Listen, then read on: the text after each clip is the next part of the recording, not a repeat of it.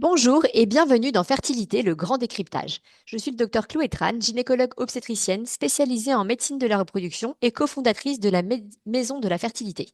Aux côtés du professeur Dominique de Ziegler, gynécologue obstétricien et expert international en médecine de la reproduction, nous explorons ensemble les mécanismes de la fertilité à la lumière des dernières avancées scientifiques pour mieux comprendre et expliquer ce qui influence la conception. Ensemble, nous allons décrypter la fertilité. Alors, bonjour professeur. Aujourd'hui, nous allons aborder le sujet de la dénatalité et de l'infertilité. J'aimerais pour commencer vous poser deux questions. Quelle est la différence entre la baisse de la fécondité que nous connaissons actuellement et l'infertilité? Et la baisse des naissances actuelles est-elle due à une baisse de la fertilité des couples? Merci Chloé, c'est un plaisir pour moi de participer à cette discussion de la Maison de la Fertilité. Et effectivement, la question posée est extrêmement pertinente. Le monde entier, tout le monde entend parler de baisse des naissances, de baisse de la reproduction, et qui touche à peu près tous les pays. On a les taux de fécondité qui représentent la mesure du nombre d'enfants qu'une femme a dans le courant de sa vie. Et vous voyez à gauche les résultats pour une variété de pays.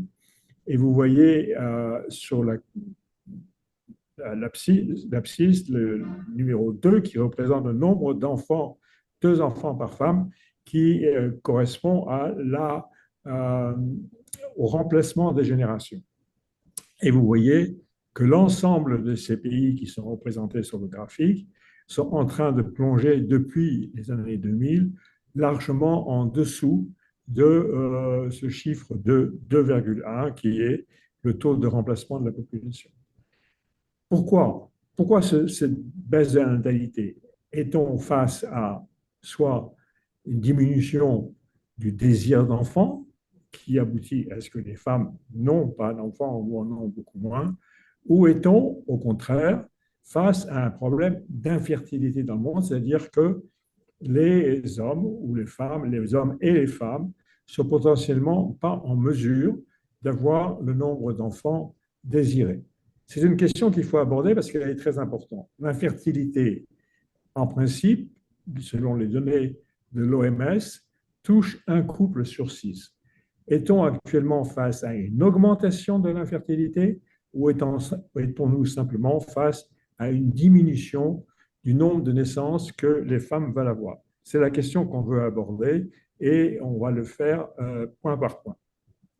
Alors, expliquez-moi les facteurs qui sont responsables de la baisse actuelle de la fertilité des couples et les causes prédominantes de la baisse de la fertilité des femmes. Alors, quand on parle de fertilité, il s'agit des hommes et des femmes. Et l'article qui est à gauche, qui est publié dans un des journaux les plus lus en médecine et qui s'appelle le New England Journal of Medicine et qui a été publié par un Français, Jacques Auger, et l'équipe de Cochin. Ça a été publié en 1995 et ça a fait l'effet d'une bombe, comme on le représente graphiquement ici. Jacques Auger, pour la première fois, a rapporté une diminution de la quantité et de la qualité du sperme chez les hommes dans les derniers 20 ans, avec une diminution notamment de la motilité. D'un seul coup, le monde entier a paniqué et s'est dit, est-ce vrai d'abord? Et pourquoi ensuite? On a d'emblée pointé du doigt le fait que nous sommes tous exposés à des toxiques environnementaux et notamment à ce qu'on appelle des facteurs susceptibles d'agir comme des hormones, des perturbateurs endocriniens qui sont capables d'agir sur nos hormones et qu'on retrouve dans des résidus de plastique, d'emballage d'aliments par exemple, ou dans des solvants utilisés dans les produits cosmétiques. Ça a été la panique, tout le monde s'est lancé pour essayer de savoir réellement ce qu'il en est. Ça a été une question à laquelle on commence, et on va y revenir tout à l'heure, à avoir une réponse. De l'autre côté, on a la question qui concerne la fertilité des femmes. Et là, on a appris pas mal de choses avec la mise en place de la fécondation in vitro, qui a priori est un outil pour aider les femmes à concevoir, mais qui en même temps nous a appris beaucoup de choses. On voit sur ce graphique qui est à droite deux courbes. La première courbe, celle du bas, représente les taux de succès de la fécondation in vitro en fonction de l'âge des femmes. C'est des données qui viennent des États-Unis, mais on pourrait avoir les mêmes dans n'importe quel pays. Et vous voyez qu'à partir de l'âge de 37 ans, cette diminution devient importante. La question est de savoir à quoi est-elle due. Est-ce que les femmes ne sont plus capables d'implanter les embryons? On s'est posé la question avant, parce que notamment les femmes plus âgées ont plus de fausses couches. Et en réalité, maintenant, grâce à la fécondation in vitro, on sait que cette diminution de la fertilité des femmes, en fonction de l'âge, est pratiquement uniquement liée à une baisse de la qualité des ovules. On le sait en regardant la courbe supérieure qui représente les taux de grossesse chez les femmes qui reçoivent des ovules d'une autre personne, des ovules donnés d'une personne jeune. Et vous voyez que dans ce cas, les résultats ne diminuent pas. Alors que la femme est plus âgée, alors que son utérus est plus âgé, alors que le conjoint est en général plus âgé, bien qu'en France, parfois, il y ait des exceptions. Mais la fertilité, les résultats du don d'ovocytes ne diminuent pas. Par exemple, dans les cas de transplantation d'utérus, on a en général utilisé l'utérus de la mère, qui était très souvent ménopausée, pour permettre à une femme qui n'avait pas l'utérus elle-même de devenir enceinte, et l'implantation s'est très bien faite. Donc, chez les femmes, la baisse de la fertilité est liée à la baisse de la qualité des ovules, et cette baisse est liée à l'âge. On va revenir en détail sur savoir comment est-ce que cela a un impact sur la baisse des naissances actuelles. En effet, parlez-moi de l'âge des femmes au premier enfant. La baisse de la fertilité touche-t-elle de la même manière les femmes qui n'ont pas eu d'enfants et celles qui ont déjà accouché? Et y a-t-il une différence et pourquoi? C'est une excellente question. Alors, nous avons étudié, là je montre nos propres données, mais on peut reproduire la même chose dans tous les pays. Nous avons étudié l'âge des femmes au premier enfant, et vous voyez qu'il y a trois courbes dans la partie A, la partie supérieure, qui représentent l'âge des femmes entre 1970 et 2005 au premier enfant, et l'augmentation est d'environ 5 ans. Et c'est des données qui sont obtenues en Suisse, mais on a les mêmes partout ailleurs. Ce qui est intéressant de voir, et qui est rapporté également ici, c'est que l'âge au deuxième et au troisième enfant, pour celles qui ont eu deux et trois enfants, l'intervalle entre le premier et le deuxième, et le deuxième et le troisième, cet intervalle a en fait diminué.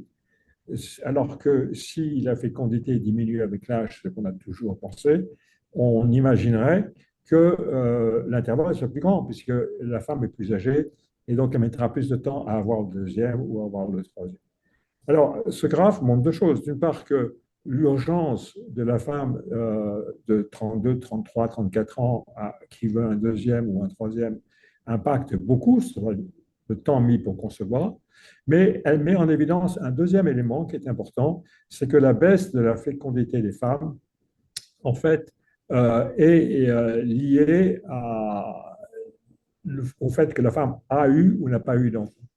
On a maintenant une évidence que les femmes qui n'ont pas eu d'enfant, qui n'ont jamais eu d'enfant, ont une baisse qui est plus importante, plus profonde et plus précoce que celles qui ont déjà eu des enfants. Alors on se pose la question de savoir pourquoi. Eh bien, il n'y a que des hypothèses, il n'y a pas de certitude, mais on pense que le bébé est capable de transmettre ce qu'on appelle des facteurs de croissance qui viennent de ces cellules très jeunes et qui sont transmises dans le sang de la mère, et que potentiellement, ces facteurs de croissance qui viennent du bébé peuvent avoir un effet bénéfique sur la fonction ovarienne.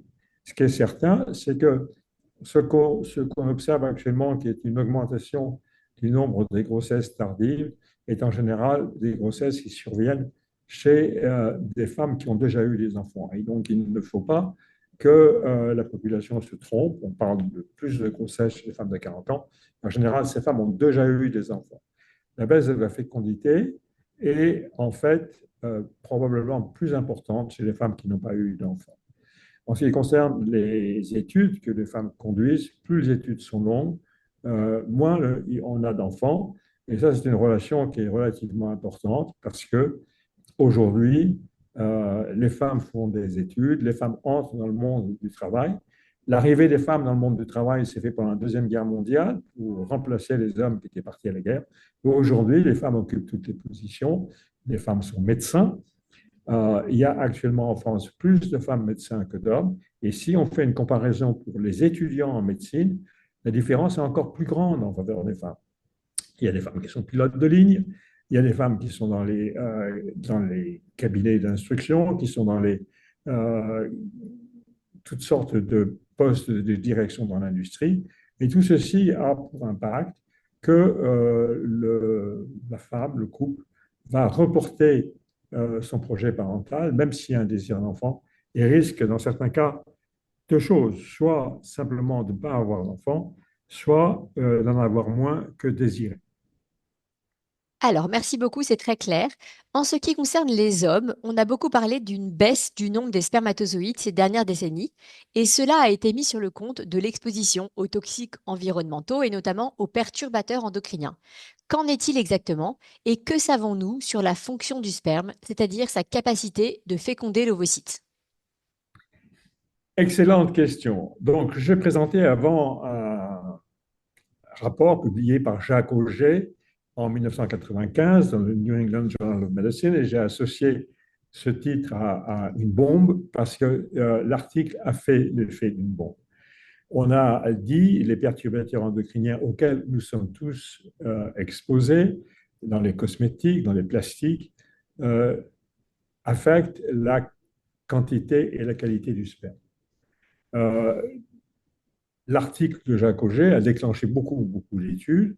Certaines ont montré qu'il y avait une diminution, mais les études les plus récentes, en fait, tendent à montrer que non, que ce n'est pas le cas. Vous avez ici à gauche une publication qui date de 2025 et qui est une méta-analyse de tout ce qui a été publié aux États-Unis, à la fois chez des hommes sains et fertiles, et à gauche et à droite, des hommes sains, mais qui n'ont pas prouvé leur fertilité. Et vous voyez que pour la courbe qui est en haut à gauche, la quantité de sperme ne varie absolument pas au cours des années, et que même la concentration pour la courbe B de droite augmente.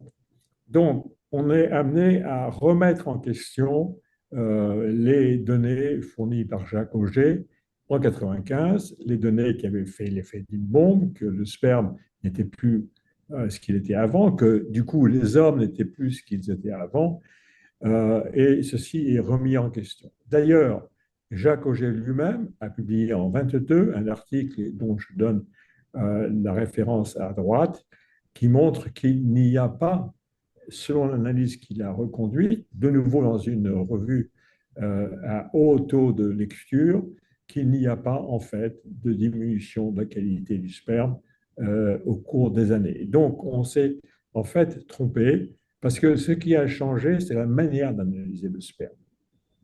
Et cette différence est exprimée dans un article éditorial par Alan Pesci de l'Université de Manchester. Et l'article qu'il écrit pose la question, est-ce que la quantité de sperme diminue? Est-ce qu'elle a diminué? Ou est-ce que nous avons simplement changé de lunettes? Est-ce que nous avons simplement changé de manière de compter et de regarder le sperme?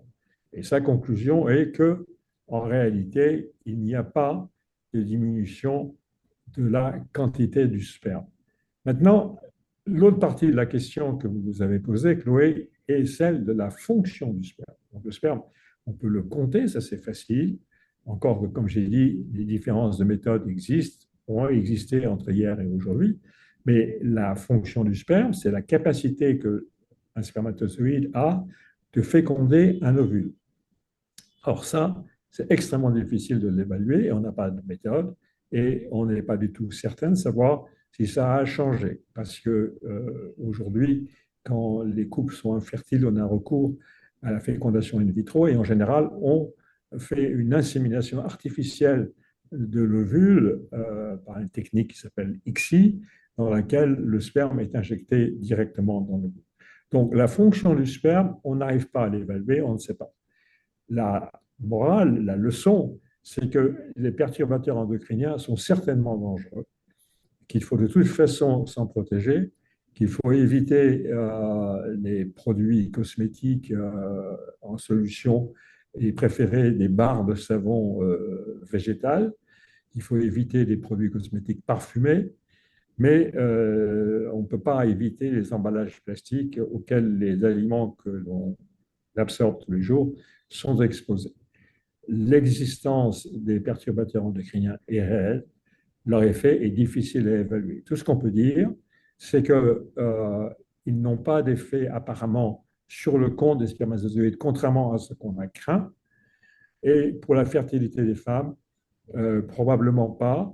Pour la fertilité des femmes, je rappelle qu'on vient de réaliser par les études récentes que le déclin de la fertilité est différent chez une femme qui n'a jamais eu d'enfant, le déclin est plus rapide, et que apparemment la grossesse antérieure a des effets protecteurs sur le vieillissement ovarien et que le déclin est moins important chez une femme qui a déjà eu des enfants. Alors, j'ai une dernière question pour vous. Quelles sont les conséquences pratiques de la baisse de la fécondité? Alors, on en vient à la baisse de la fécondité. La baisse de la fécondité, comme on l'a dit au départ, semble toucher tous les pays développés, à l'exception de l'Afrique subsaharienne, et elle touche la France, alors que la France avait des mesures natalistes et qui avaient jusque-là protégé la France. Aujourd'hui, le taux de fécondité en France est de 1,6, alors que je rappelle qu'il faut 2,1 pour le remplacement des populations. Et donc, le problème de la baisse de la fécondité est un problème mondial et qui nous touche nous aussi.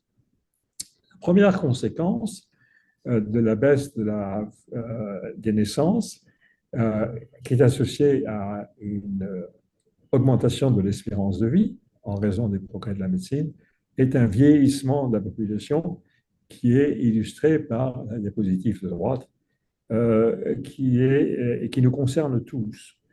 Il y a d'abord un vieillissement de la population. Pourquoi il n'y a pas immédiatement de réduction de la population?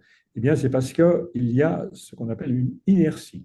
C'est-à-dire que le nombre de jeunes femmes en âge de procréer est encore important en raison du boom de population qui existait dans les années 70-80 et que donc l'impact sur le nombre d'individus, sur la population elle-même, ne se manifeste qu'avec un certain retard qu'on appelle une inertie. De surcroît, dans certains pays, notamment en Europe occidentale, en Amérique du Nord et en Australie, la baisse de la fécondité est partiellement compensée par l'immigration, qui en général est constituée de gens plus jeunes et qui ont une fertilité donc plus grande.